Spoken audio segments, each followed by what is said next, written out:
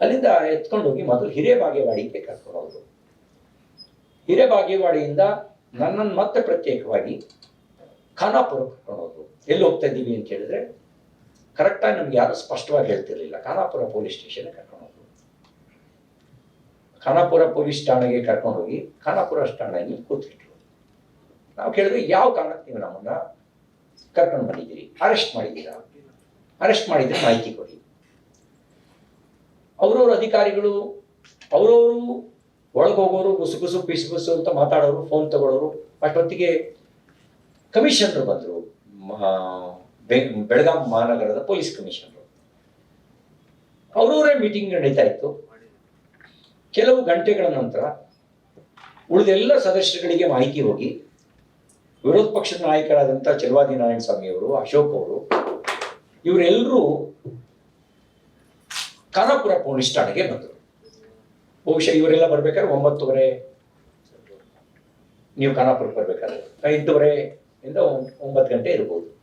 ಅಶೋಕ್ ಅವ್ರು ಬರ್ಬೇಕಾದ್ರೆ 9:30 ಇರ್ಬೋದು. ಇವರು ಬಂದರು. ನನ್ನನ್ನು ಭೇಟಿ ಮಾಡಲಿಕ್ಕೆ ಅಂತ ಸ್ಥಳೀಯ ಶಾಸಕರು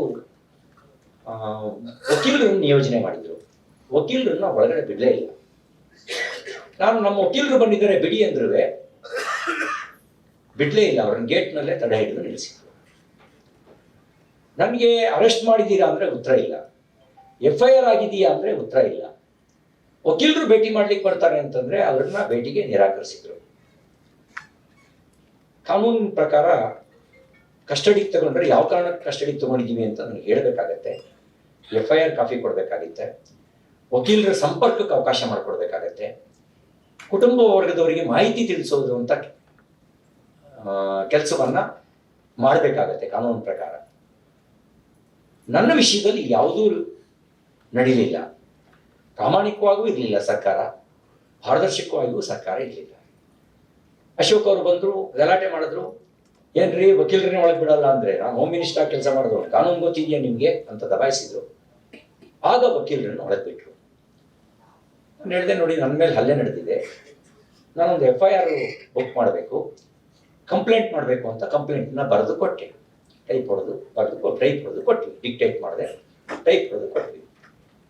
ತಗೊಂಡ್ರು. ರಿಸೀವಿಂಗ್ ಕಾಪಿನೂ ಕೊಡಲಿಲ್ಲ. ನಾನು ಹೇಳಿದೆ 0 FIR ಬುಕ್ ಮಾಡಿದ್ದೀನಿ, ನಮ್ಮ ಜುಡಿಷಿಯರಿ ಬರಲ್ಲ ಅಂತ ಹೇಳಿದ್ರು.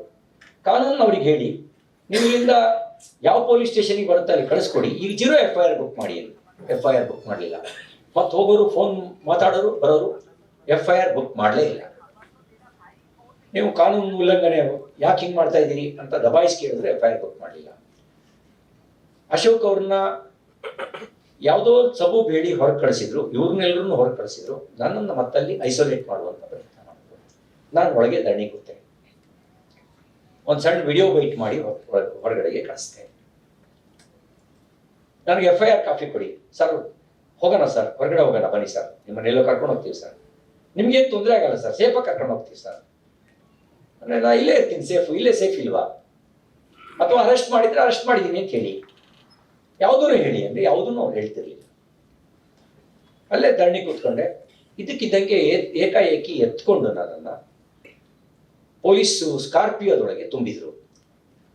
ಆಗ ಲಾಠಿಯಿಂದ ಹೊಡ್ತಾ ಬಿತ್ತು, ಹೇಗಾಯ್ತು ನಂಗೆ ಗೊತ್ತಿಲ್ಲ, ನನ್ನ ತಲೆಗೆ ಹೊಡ್ತಾ ಬಿತ್ತು, ರಕ್ತ ಬರ್ತಾ ಇದೆ. ಆಗೊಂದು 11:15 ಸಮಯ ಇರ್ಬೋದು.